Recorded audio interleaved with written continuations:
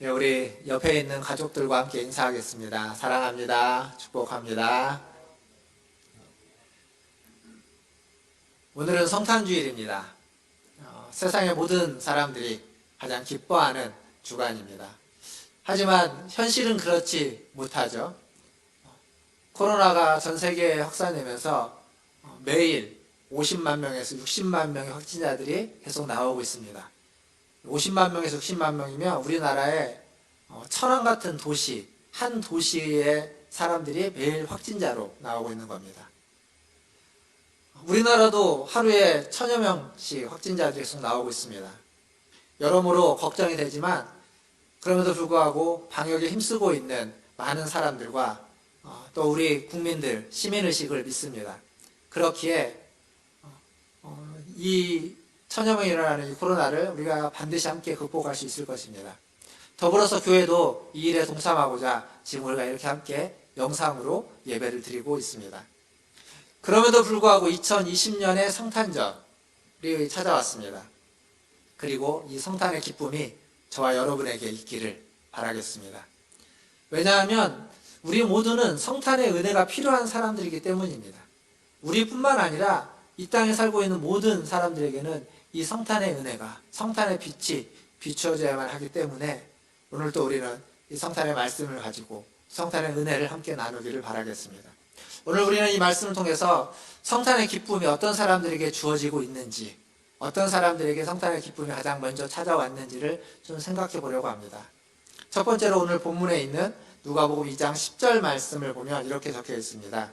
천사가 이르되 무서워하지 말라. 보라 내가 온 백성에게 미칠 큰 기쁨의 좋은 소식을 너희에게 전하노라. 성탄의 소식을 가장 먼저 들은 사람들은 들판에서 양을 치고 있던 목자들입니다.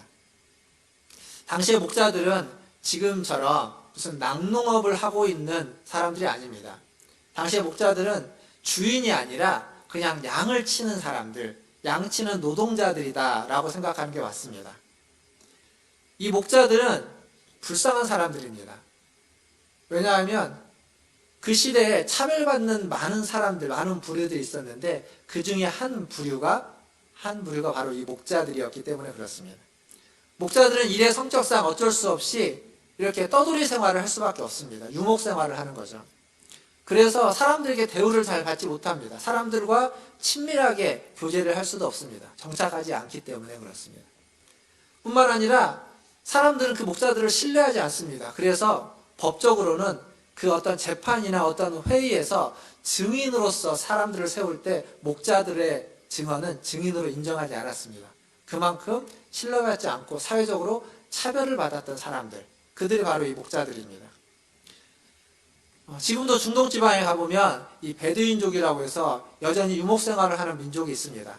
텐트에서 지내다 보니까 여전히 그들에게는 위생시설이라든지 조리시설이 부족하기 때문에 또 깨끗하게 생활하기 어렵고 또 먹는 것이 그렇게 풍족하지 않습니다. 그리고 계속 돌아다녀야 되니까 그들이 가지고 있는 소유라는 게 아주 단촐할 수밖에 없습니다. 또한 물도 마음껏 쓸 수 없기 때문에 위생적이거나 청결한 삶을 살기도 어렵죠. 다 어려움입니다.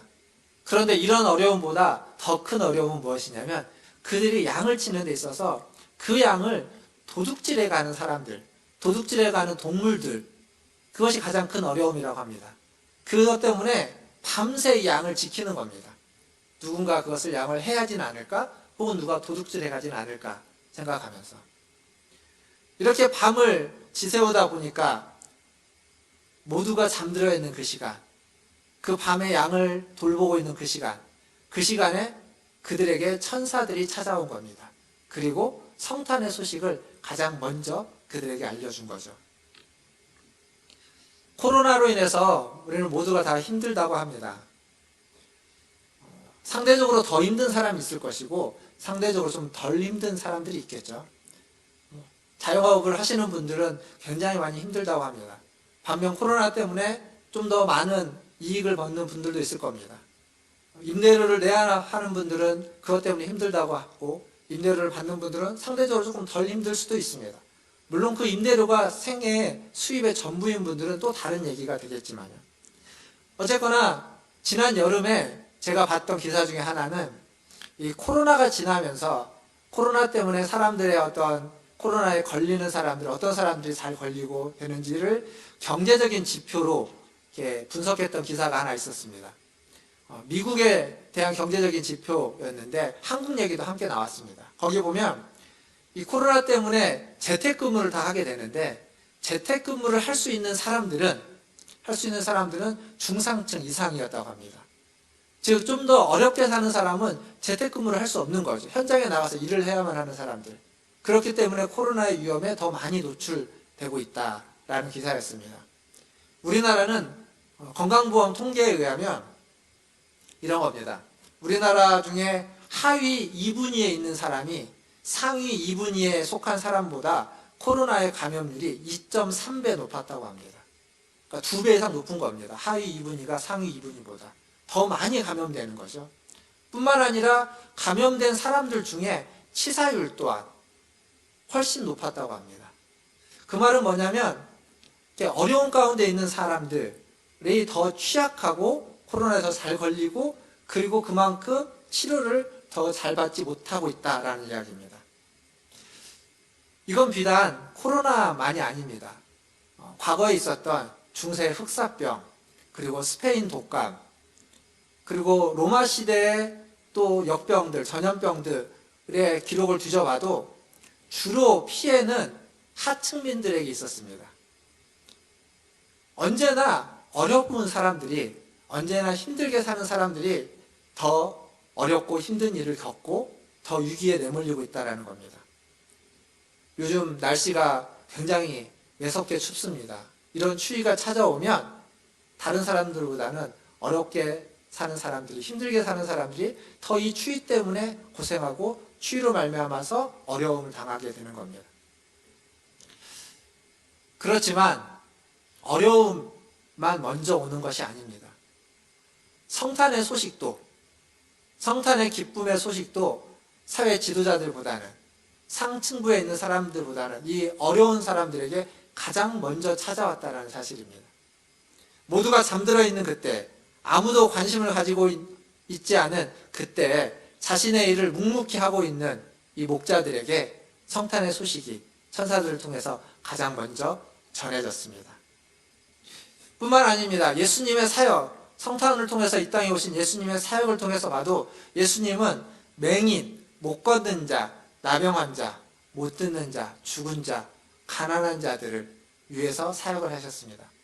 마태복음 11장 5절에 보면 이런 말씀이 있습니다. 맹인이 보며, 못 걷는 사람이 걸으며, 나병 환자가 깨끗함을 받으며, 못 듣는 자가 들으며, 죽은 자가 살아나며, 가난한 자에게 복음이 전파된다 하라.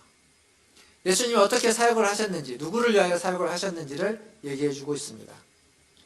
이렇게 예수님 주변에는 사회적으로 인정받지 못하는 사람들이 많았습니다. 예수님이 태어나는 순간에도 그랬고, 그리고 예수님이 살아가는 인생에도 그랬습니다. 그래서 예수님이 주시는 구원은 누구나 다 내게로 오라는 겁니다. 누구나 다 와서 누구나 다 구원해 주기 원하는 겁니다. 누구나 왕이신 예수님께 나아갈 수 있습니다. 어느 누구도 예수님의 친구가 될 수 있습니다. 이것이 성탄의 시작입니다. 우리의 성탄도 그래서 누구나 만나고, 누구나 만나서 누구나와 함께 기뻐하고 즐거워할 수 있어야만 합니다. 그런데 지금은 아무나 만날 수가 없죠. 아무나 만나서도 안 되고 또 지인들과의 만남도 좀 줄여야만 합니다. 이번 성탄은 가족들과만 함께 보내는 것이 가장 지혜로운 선택인 것 같습니다. 그런데 그것이 자기 자신과 가족을 위할 뿐만 아니라 다른 모든 사람을 위하는 선택입니다. 가족과 함께 있는데 그것이 우리 모두를 위하고 우리 모두와 누구나와 함께 할 수 있는 그때를 위해서 모두를 위한 선택이고 행동이라는 겁니다. 오늘 예배 가운데 참여하시는 우리 모든 성도님들도 이러한 선택을 실천할 수 있기를 주님의 이름으로 축원드립니다. 두 번째로 이 첫 번째 성탄의 밤에 아기 예수님을 방문한 이들이 또한 있습니다. 누구냐면 동방박사들이죠. 동방박사들, 멀리 이방 땅에서 온 그들입니다. 아주 오랫동안 먼 곳에서 왔습니다. 학자들에 따르면 그들은 한 1년 이상, 1년, 2년 가까이 이 여행을 통해서 별을 따라서 왔을 거다라고 이야기하기도 합니다. 근데 이들이 유대인이 아닙니다. 이방인들입니다. 이들은 보통 페르시아 사람이라고 하죠. 지금으로 이야기하면 이란입니다. 이란 지방에 있는 사람들. 근데 지금 이란 지방은 이슬람교가 있죠. 그러니까 기독교와 이슬람교로 우리는 지금 현재 나누어져 있지만 이 성탄의 이야기 속에서 보면 이 성탄은 우리 기독교와 이슬람을 구분하지 않고 모두가 다 함께 기뻐하고 모두가 함께 다 즐거워하기 위해서 우리에게 임한 은혜의 시간이 바로 성탄의 시간이라는 겁니다. 즉 성탄은 모두를 구원하기 위해서 우리에게 주어진 기쁜 소식이라는 이야기죠. 즉 성탄은 예수님의 오심은 기독교인, 유대인들만을 위한 것이 아니라 모든 사람, 모든 민족을 위해서 우리에게 주어졌다라는 겁니다. 예수님이 혈통적으로는 동양 사람입니다. 그런데 중동 사람들의 그 이목구비를 우리가 알지만 외적으로는 서양 사람의 이목구비와 거의 비슷합니다. 그래서 아마 예수님의 그 모습도 동서양 모든 사람에게 그 모습 자체로도 친근할 수밖에 없겠죠. 또한 예수님은 만왕의 왕이십니다. 만왕의 왕이시지만 아주 서민으로, 아주 낮은 자로 오셨기 때문에 왕족도, 서민도, 평민도 모두가 다 예수님과 함께 어울릴 수 있습니다. 또 예수님은 모든 것을 가지신 만유해 주시고 가장 부자이신 분이지만 가장 가난한 모습으로 이 땅에 오셨습니다. 그래서 부자이든 가난한 사람이든 예수님은 두루두루 친구로서 사귈 수 있는 분입니다. 뿐만 아니라 성경을 보면 예수님은 남자로 오셨지만 여자들과 가까이 하시고 여자들과 많은 일들을 도모했습니다. 뿐만 아니라 하나님이시지만 인간으로 오셔서 하나님과 인간을 소통하게 하셨고 더불어서 높은 자리에 계신 분이지만 낮은 자리로 오셔서 높은 자리에 있는 자나 낮은 자리에 있는 자나 모두를 부르시고 모두를 아우를 수 있는 분, 그게 바로 성탄에 오신 예수 그리스도이십니다. 이렇게 만유해 주신 모든 민족의 주님이신 그분이 우리의 구원자로, 우리의 구세주로 이 성탄 가운데 오셨다는 겁니다. 그리고 그분이 바로 저와 여러분, 우리의 구주 되십니다.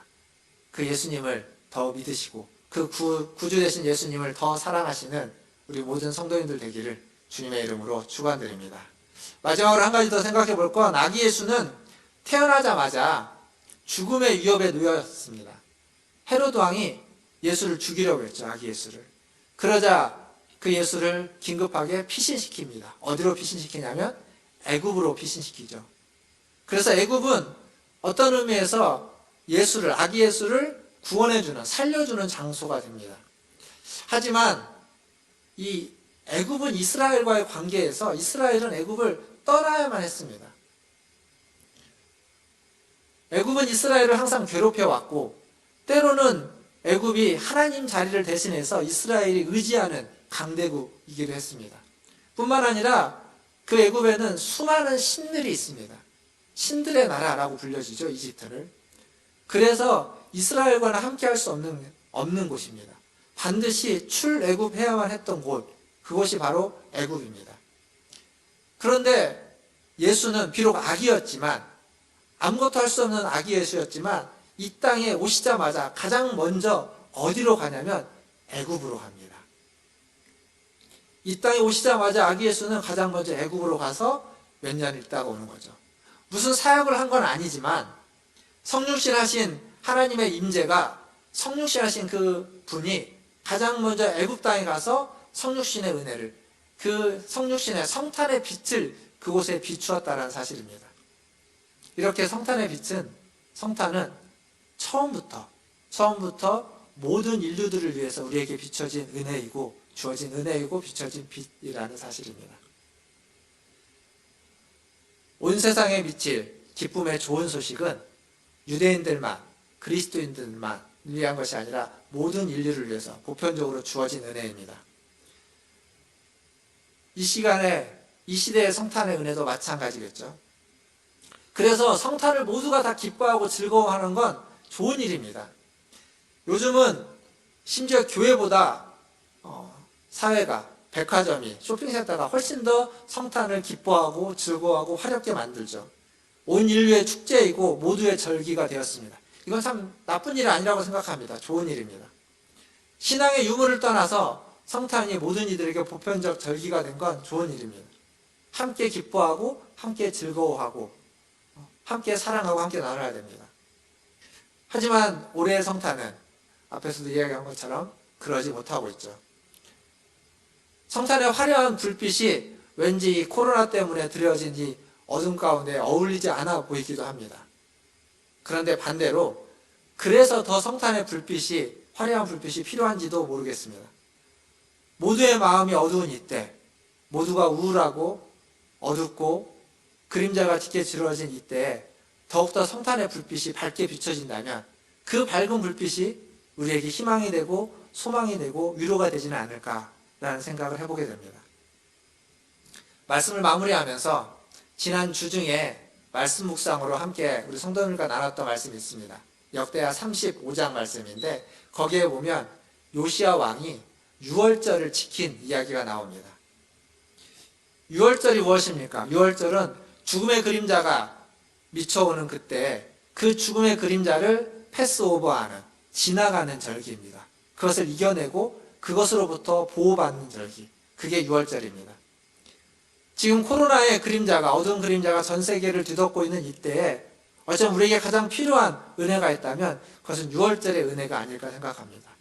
어두운 그림자가 지나가는, 그것을 이겨내는, 그것을 극복하는, 그것이 패스오버하는 그러한 은혜가 우리에게 필요한 것입니다. 성탄은 바로 그 유월절 어린 양 되시는 예수님이 이 땅에 오신 날입니다. 유월절 어린 양이신 예수님이 오신 유월절의 시작이 되는 날이 바로 성탄이라고 이야기할 수 있습니다. 사랑하는 성도 여러분, 이번 주간이 성탄 주간이죠.